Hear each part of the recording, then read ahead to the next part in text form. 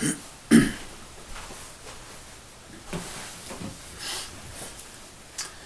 good morning and welcome. It's Andrew again, and this is episode 24, and it's day 20 of our national lockdown. Yesterday we came to the last of Jesus' post-resurrection experiences as we saw it reported in Matthew's Gospel. And the Gospel concludes with the Great Commission, go into all the world. And I suggested that this may well have happened on Mount Hermon. It was in the north of the country. And one of the advantages of Mount Hermon is it's very high.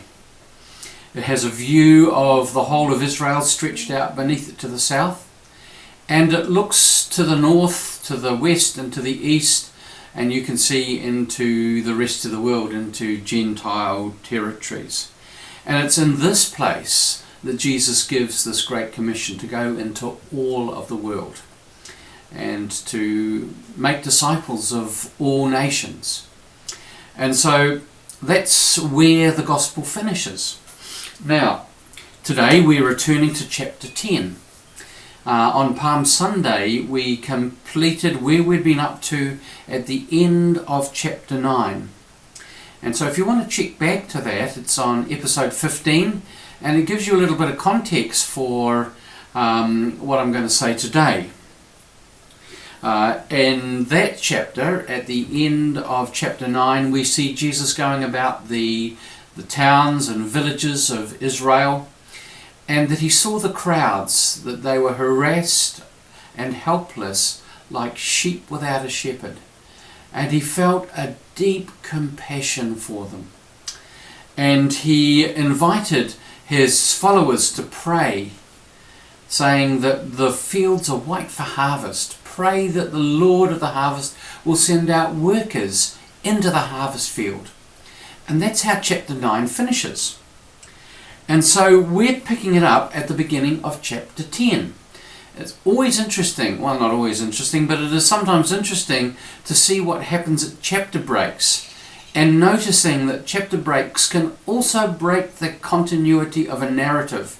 And sometimes it's important to read right across the top of them, or we miss something important, and that's what happens here. So we remember that the compassion, the breaking of the heart of Jesus when he saw the people harassed and helpless like sheep without a shepherd. And then he says, pray. He says to his followers, pray to the Lord of the harvest that he will send out workers into the harvest field. And so we pick it up at chapter 10, verse 1. Then Jesus summoned his 12 disciples and gave them authority over unclean spirits, to cast them out and to cure every disease and every sickness. These are the names of the 12 apostles. First, Simon, also known as Peter, and his brother Andrew. James, son of Zebedee, and his brother John. Philip and Bartholomew. Thomas and Matthew the tax collector. James, son of Alphaeus and Thaddeus. Simon the Canaanian, and Judas Iscariot, the one who betrayed him. These 12 Jesus sent out with the following instructions. Go nowhere among the Gentiles, and enter no town of the Samaritans, but go rather to the lost sheep of the house of Israel. As you go, proclaim the good news. The kingdom of heaven has come near. Cure the sick, raise the dead, cleanse the lepers, cast out demons. You have received without payment, give without payment. Now, I'm not going to spend any time looking on the commissioning itself. I imagine I'll be doing some of that again tomorrow. But what I want us to notice is that Jesus is commissioning his disciples. And he's commissioning them to go out. He sends them out in 2 by 2 in pairs. And it seems to me is that this is their first missions trip. And missions trips can be scary events. Evangelism is not for the faint-hearted. And he sends them out 2 by 2 so that they can support one another. Or that's how it seems to me. And he sends them to the lost sheep of the house of Israel, those who are harassed and helpless like sheep without a shepherd. I want us to notice that who is it that he sends? He sends his 12. Who is it that he asks to pray for workers for the harvest field? He asks the 12 and a bigger group. But what this is showing us is that the disciples, the 12, become the answers to their own prayers. I'm interested to notice that he summons his 12 disciples, which are his 12 followers, who are his 12 learners, because that's what a disciple is. A disciple is a learner, is an apprentice. He summons his 12 apprentices. And then it says, these are the names of the 12 apostles. An apostle is a sent one. And so we've seen this switch in the narrative.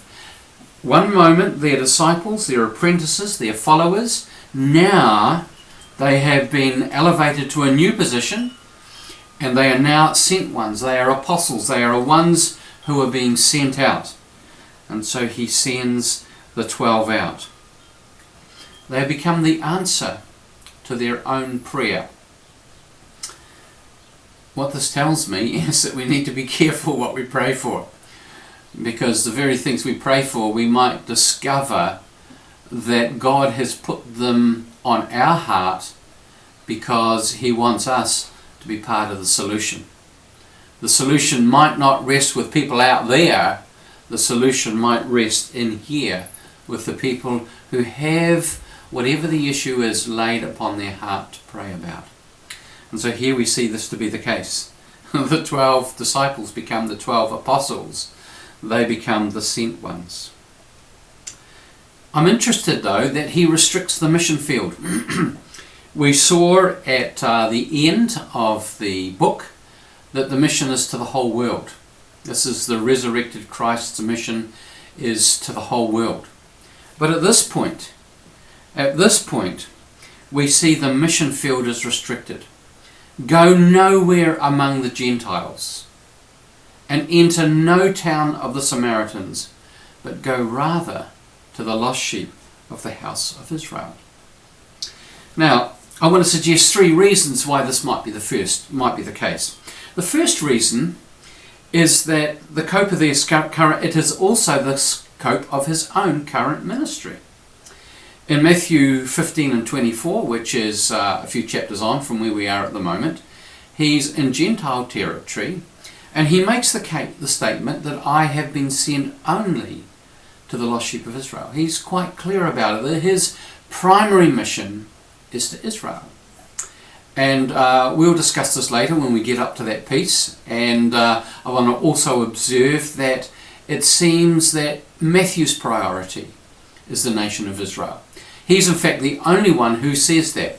He's the only one who reports that Jesus said, I'm sent only to the lost sheep of Israel. It's only in Matthew's gospel that we find that.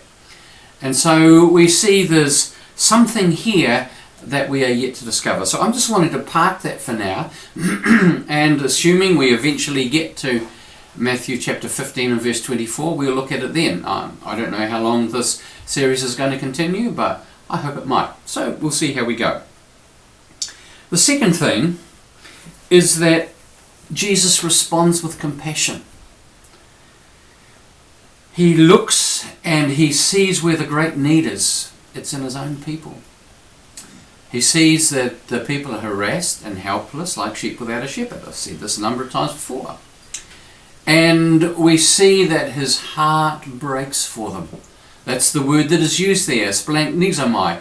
It has this sense of profound compassion and a yearning for this people. He wants to see them whole. He wants to see them healed.